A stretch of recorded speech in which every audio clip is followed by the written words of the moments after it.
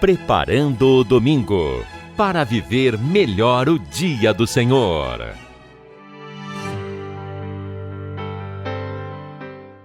Alô você, bem-vindo, bem-vinda, você que participa conosco todas as semanas no programa Preparando o Domingo. Você que está ligado na leitura da liturgia de cada domingo, não pode perder cada vez que temos a chance de nos aproximar desta palavra que é palavra de vida, que nos ajuda a viver. Por isso a festa de hoje, a festa da Ascensão do Senhor, é uma festa que nos eleva, não é? Nós nos unimos a Cristo que foi elevado ao céu, porque também queremos nós, né, elevar o nosso ser, a nossa vida, nos elevar, evoluir interiormente, como nós bem sabemos que é importante que cada um de nós possa evoluir cada dia para se tornar cada vez mais uma pessoa melhor e ser mais feliz. Portanto, para bem nos preparar a escutar as leituras, vamos então invocar o Espírito Santo de Deus. Venha Espírito do Pai e do Filho, venha Espírito de amor, venha Espírito de infância, de paz, de confiança e de alegria. Vem alegria secreta que brilhas através das lágrimas do mundo. Vem Espírito Santo, vida mais forte que nossas mortes. Vem Pai dos pobres e advogado dos oprimidos. Vem luz da eterna verdade e de amor derramado em nossos corações. Permanece em nós, Santo Espírito de Deus. Não nos abandones, nem no duro combate da vida, nem no momento em que tocarmos o final da caminhada. Vem, Santo Espírito de Deus. Amém. A primeira leitura é do livro dos Atos dos Apóstolos. É o primeiro capítulo. Esse livro vai contar aquilo que aconteceu depois que Jesus ressuscitou. Afinal, sabemos, os evangelhos nos falam da vida de Jesus até o momento da sua morte e ressurreição. Em Atos dos Apóstolos, ficamos conhecendo o que aconteceu depois. Como uma novela que a gente quer sempre saber o capítulo seguinte, não é? Então, assim, Atos dos Apóstolos é o capítulo seguinte depois que a novela acaba. Acabou aquela primeira história e aí somos agora convidados a entender o que aconteceu em seguida. E é isso que São Lucas vai nos contar no seu livro, que começa assim: no meu primeiro livro, ó Teófilo, já tratei de tudo o que Jesus fez e ensinou, desde o começo, até o dia em que foi levado para o céu, depois de ter dado instruções pelo Espírito Santo aos apóstolos que tinham escolhido. Foi a eles que Jesus se mostrou vivo, depois da sua paixão, com numerosas provas. E durante 40 dias apareceu-lhes falando do reino de Deus. E aqui Lucas faz uma introdução dizendo do que se trata, não é? E aí vai agora contar como foi que aconteceu isso, como foi o momento que Jesus se elevou ao céu, e aí ele vai dizer, foi durante uma refeição. Ele deu então esta ordem: não vos afasteis de Jerusalém, mas esperai a realização das promessas do Pai, da qual vós me ouvistes falar. João batizou com água, vós, porém, sereis batizados com o Espírito Santo dentro de poucos dias. É do Pentecostes que Jesus está falando, quando os discípulos vão receber um dom especial do Espírito Santo. E aí conta: então os que estavam reunidos perguntaram a Jesus: Senhor, é agora que vais restaurar o reino em Israel? Jesus respondeu: não vos cabe saber os tempos e os momentos que o Pai determinou com a sua própria autoridade, mas recebereis o poder do Espírito Santo, que descerá sobre vós para serdes minhas testemunhas em Jerusalém, em toda a Judéia e na Samaria e até os confins da terra. E aqui Jesus se desvia de uma pergunta que poderia muitas vezes acontecer a nós, não é? Ao invés de buscar entender o que interessa, queremos saber coisas, detalhes, aquela fofoca, aquele fuxico, aquele detalhe da nossa vida que não vai alterar de fato o nosso futuro. E aí Jesus diz: não interessa vocês saberem o que vai acontecer amanhã, não interessa ficar querendo saber do futuro, querendo saber se amanhã você vai ganhar na loto ou você não vai ganhar coisa alguma, não importa ficar querendo fazer um pouco de fantasia a respeito do futuro. O que importa é pensar o presente. E o presente é: vocês vão receber um poder do Espírito Santo para testemunhar aqui em todo canto aquilo que aconteceu. Olha como Jesus então ajuda a gente a desviar o nosso olhar daquilo que nos distrai para entender o que interessa. Aí continua o texto dizendo assim: depois de dizer isso, Jesus foi levado ao céu à vista deles. Uma nuvem o cobriu, de forma que seus olhos não mais podiam vê-lo. Os apóstolos continuavam olhando para o céu, enquanto Jesus subia. Olha que imagem Lucas nos conta, não é? Dizendo que Jesus vai desaparecendo da frente dos discípulos. E a sensação que eles têm é que Jesus está subindo, né? Como uma imagem que vai se desfazendo enquanto a gente olha para o horizonte, e desse horizonte Jesus desaparece. E aí nessa hora, quando Jesus desaparece, o texto diz assim: apareceram então 2 homens vestidos de branco que lhes disseram. E a gente entende que devem ser anjos, né? Na imagem que está sendo construída aqui para a gente entender o que aconteceu. Homens da Galileia, por que ficais aqui parados olhando para o céu? Esse Jesus que vos foi levado para o céu virá do mesmo modo como vistes partir para o céu. E aí a gente recebe também nós uma instrução. Não adianta ficar olhando para esse Jesus que desapareceu na história e ficou no passado, mas um passado que está presente porque ele continua orientando o nosso horizonte. Da mesma forma como os discípulos ficaram olhando no horizonte e essa imagem de Jesus desaparece, e esses 2 homens que vêm nos dar uma lição. Não é para ficar olhando esse Jesus desaparecido, não é para que a gente ficasse assim suspirando pela glória, para que a gente pudesse um dia também ser elevado com Jesus e sumir, quem sabe, deste mundo, tantas vezes que nos maltrata, tantas vezes que nos deixa sem esperança. E esses homens dizem: esse Jesus que vos foi levado para o céu virá do mesmo modo. Então, para que ficar olhando para o céu? É importante guardar no coração a confiança de que Deus nos acompanha, não importa qual seja a nossa circunstância de vida. E é preciso, de fato, colocar os olhos no que interessa. Primeiro foi Jesus, né, que tirou dos discípulos o olhar daquilo que não interessava. Por que querer saber quando é que Jesus vai libertar a gente disso ou daquilo? E é isso que a pergunta do discípulo faz, né? Quando é que vai nos libertar Israel? É agora? E Jesus diz: não importa isso agora, o que importa é que agora vocês receberão o dom do Espírito. Isto é, agora nós somos consolados pela presença de Deus. Mas esse consolo não deve ser para que a gente fique olhando assim para o alto, esquecendo da vida, não. Esse Jesus vai voltar na vida de cada um de nós, vamos nos encontrar com Ele, mas é importante que agora a gente não fique olhando para o alto, mas que a gente olhe para o chão da vida. É isso que o Evangelho está nos pedindo, ou melhor, essa leitura de Atos está nos pedindo, né? Olha para o chão da vida. Jesus chamou uma vez e agora foram esses 2 homens que de novo chamam a atenção dos discípulos para olhar para a vida. O que mostra que é uma tentação nossa, né? Que a religião parece nos querer distrair da vida, mas não, a religião deve nos trazer para a vida. E aí o Salmo vai nos ajudar a fazer esse equilíbrio, né? Não podemos esquecer que é para lá, que é para onde Jesus nos convida a ir, não é para o alto, mas essa vida precisa encontrar o chão de cada dia. E aí o nosso Salmo hoje diz assim: por entre aclamações Deus se elevou, o Senhor subiu ao toque da trombeta.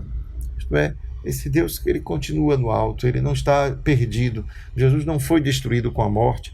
Isto é, não perdemos a esperança não foi destruída com a morte de Jesus, mas pelo contrário, ela se elevou a uma dimensão ainda maior.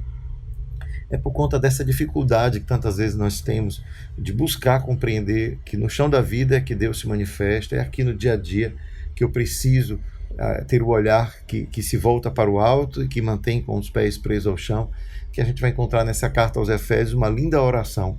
São Paulo que dirige uma oração a Deus pelos irmãos de Éfeso e diz assim: o Deus de nosso Senhor Jesus Cristo, o Pai a quem pertence a glória, vos dê um espírito de sabedoria que vos revele e faça verdadeiramente conhecer.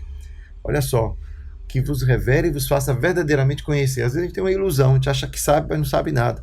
E aí o texto vai nos falar que é preciso que o Senhor nos dê um espírito de sabedoria para discernir para onde a gente deve olhar, não é? Como na primeira leitura. Que Ele abra o vosso coração à sua luz, para que saibais qual é a esperança que o seu chamamento vos dá, qual a riqueza da glória que está na vossa herança com os santos.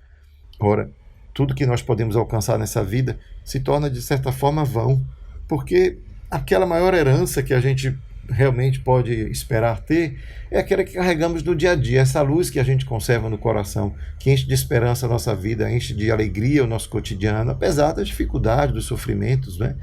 E aí o texto vai continuar dizendo assim: e que imenso poder ele exerceu em favor de nós que cremos, de acordo com a sua ação e força onipotente.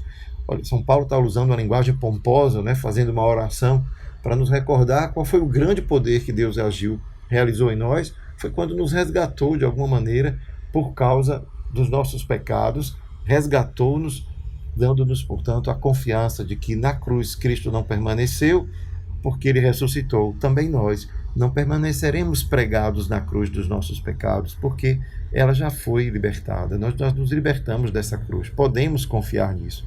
E é ali que a gente vê o texto de São Paulo recordar na oração e diz: Ele manifestou sua força em Cristo quando o ressuscitou dos mortos, e o fez sentar-se à sua direita nos céus. Isto é, nos resgatou junto com ele, né? Bem acima de toda autoridade, poder, potência, soberania, ou qualquer título que se possa mencionar, não somente neste mundo, mas ainda no mundo futuro. Não há poder nem neste mundo, nem no mundo futuro, não há demônio, não há espírito, não há entidade, não há orixá, não há qualquer tipo de realidade humana, espiritual, que possa estar acima dele. É nesse sentido que São Paulo está dizendo que não há nada que a gente possa colocar que esteja acima de Jesus, né? Jesus supera por conta da grande obra que ele realizou, que é nos tirar desta cruz que nos foi pregada, né? Porque o pecado faz isso, nos prega numa cruz, nos escraviza, nos faz escorrer a nossa vida aos poucos, né? Sim, ele pôs tudo sobre os seus pés e fez dele, que está acima de tudo, a cabeça da igreja, que é o seu corpo, a plenitude daquele que possui a plenitude universal. E aí São Paulo faz uma frase pomposa, né, para dizer que Cristo não está acima apenas de todos os poderes que no mundo a gente pudesse conceber e imaginar, mas ele é acima de tudo, a cabeça da sua igreja. A igreja não está ao lado nem acima de Jesus, mas ao contrário, ela está a seu serviço. É por isso que todos nós, quando dizemos a igreja, dizemos aquela que é o corpo de Cristo, aquela que manifesta, né, pela sua ação no mundo, este senhorio de Jesus, porque coloca, sim, essa realidade acima de qualquer outra realidade que possa nos distrair. Veja como é bonito esse texto de hoje, né? Que traduz, de alguma maneira, essa realidade espiritual, que é a ressurreição de Jesus, revela-nos a superação da cruz.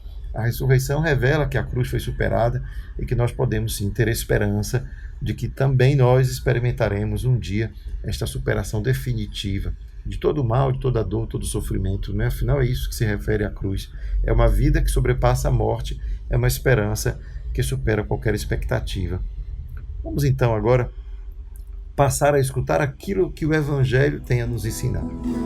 Aleluia, aleluia, aleluia, aleluia, aleluia, aleluia, aleluia, aleluia.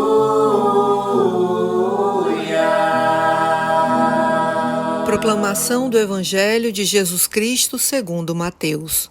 Naquele tempo, os 11 discípulos foram para Galiléia, ao monte que Jesus lhes tinha indicado. Quando viram Jesus, prostraram-se diante dele.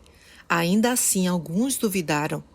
Então Jesus aproximou-se e falou: Toda a autoridade me foi dada no céu e sobre a terra. Portanto, ide e fazei discípulos meus todos os povos, batizando-os em nome do Pai, e do Filho, e do Espírito Santo, e ensinando-os a observar tudo o que vos ordenei. Eis que estarei convosco todos os dias, até o fim do mundo. Palavra da salvação. Glória a vós, Senhor. O evangelho desse domingo é tirado do livro de Mateus. O Evangelho de Mateus ele é bem curtinho, porque afinal ele conta somente com algumas palavras o que aconteceu depois. E aí a gente vai encontrar como Jesus, ao se despedir dos discípulos, quando ele faz a sua última aparição depois de ressuscitado, recomenda que eles possam não somente sair por aí fazendo discípulos, mas batizar em nome do Pai, do Filho e do Espírito Santo.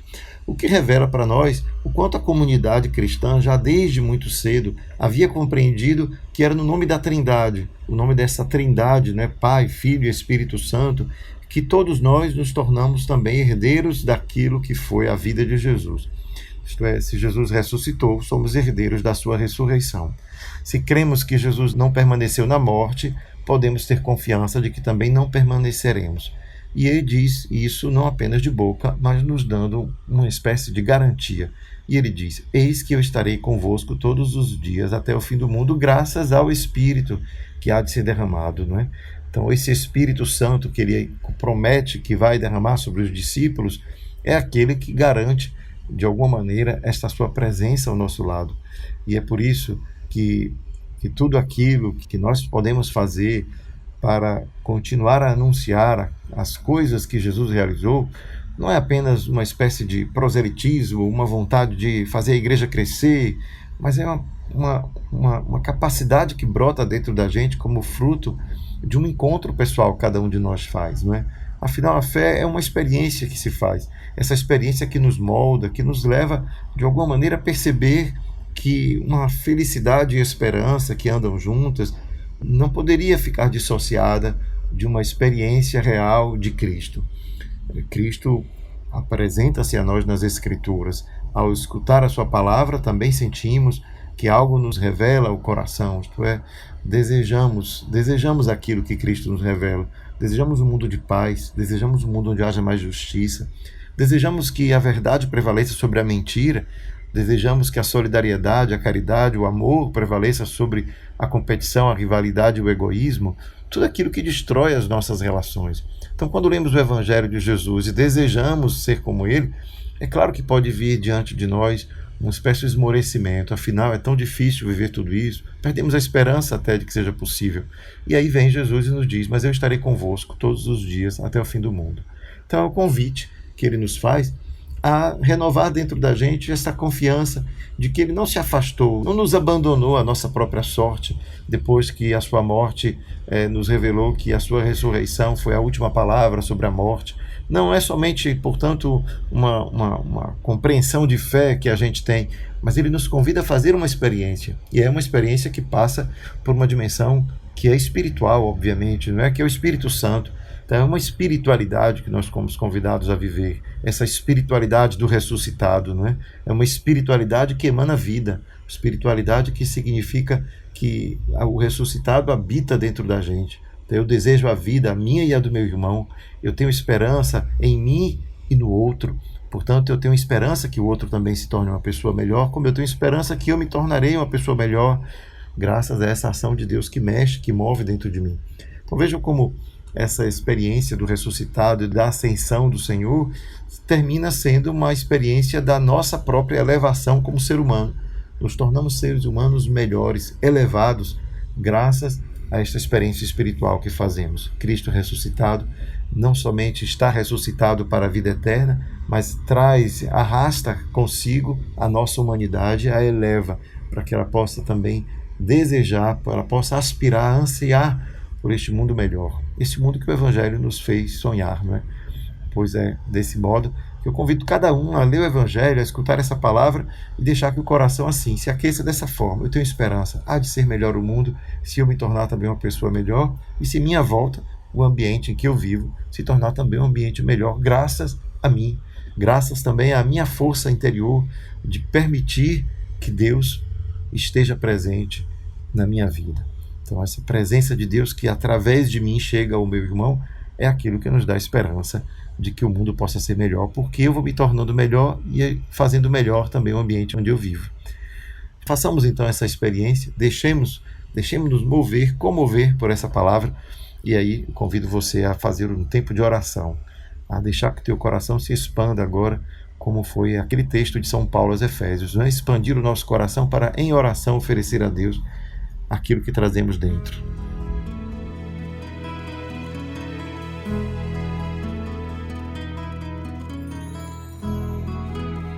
Senhor, sabemos o quanto é difícil viver em um mundo tão atribulado.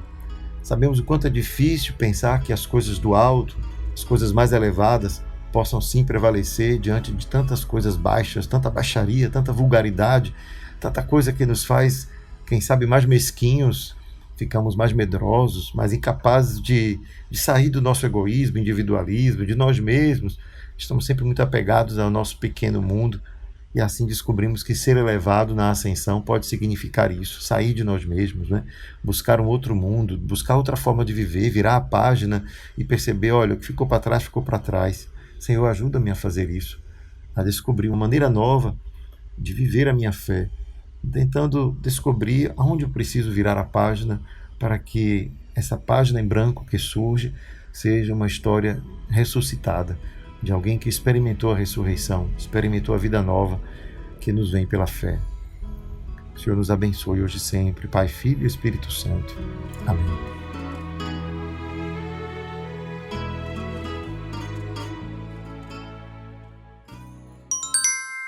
Fica a dica!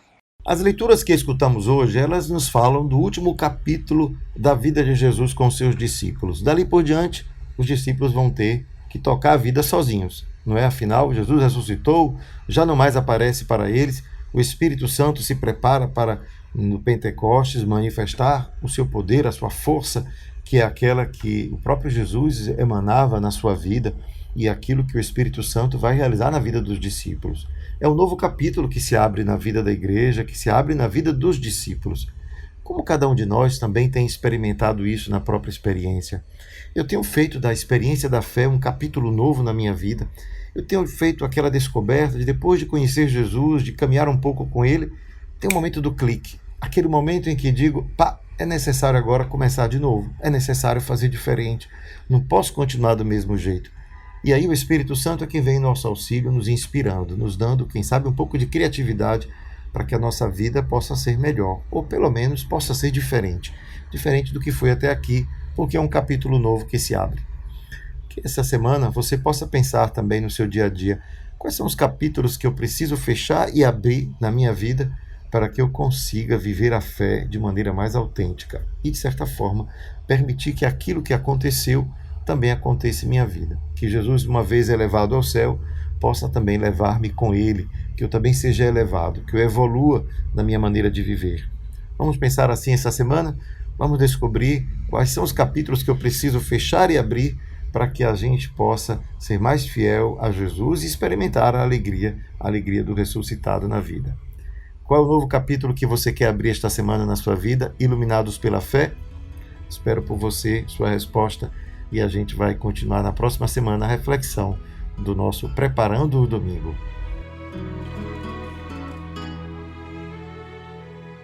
Ao concluir o programa de hoje, deixo um convite especial a você que deseja um dia ir à Terra Santa, conhecer os lugares por onde Jesus passou, na Galiléia e em Jerusalém. Eu, professor Carlos André, conduzo um grupo que fará esta viagem em outubro. Se você desejar maiores informações, procure-me pelas redes sociais, @Prof. Carlos André Leandro. Espero por vocês. Por entre aclamações, Deus se elevou, o Senhor subiu ao toque da trombeta. Por entre aclamações, Deus se elevou, o Senhor subiu ao toque da trombeta. Povos todos do universo, batei palmas, gritai a Deus aclamações de alegria, porque sublime é o Senhor, o Deus Altíssimo, o soberano que domina toda a terra. Por entre aclamações, Deus se elevou, o Senhor subiu ao toque da trombeta. Por entre aclamações, Deus se elevou, o Senhor subiu ao toque da trombeta. Salmodiai ao nosso Deus ao som da harpa, salmodiai ao som da harpa ao nosso Rei. Por entre aclamações, Deus se elevou, o Senhor subiu ao toque da trombeta. Porque Deus é o grande Rei de toda a terra. Ao som da harpa acompanhai os seus louvores. Deus reina sobre todas as nações, está sentado no seu trono glorioso. Por entre aclamações, Deus se elevou, o Senhor subiu ao toque da trombeta.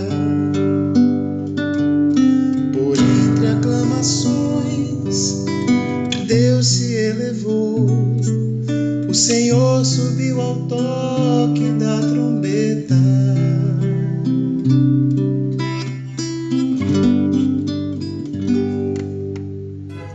Preparando o domingo para viver melhor o dia do Senhor.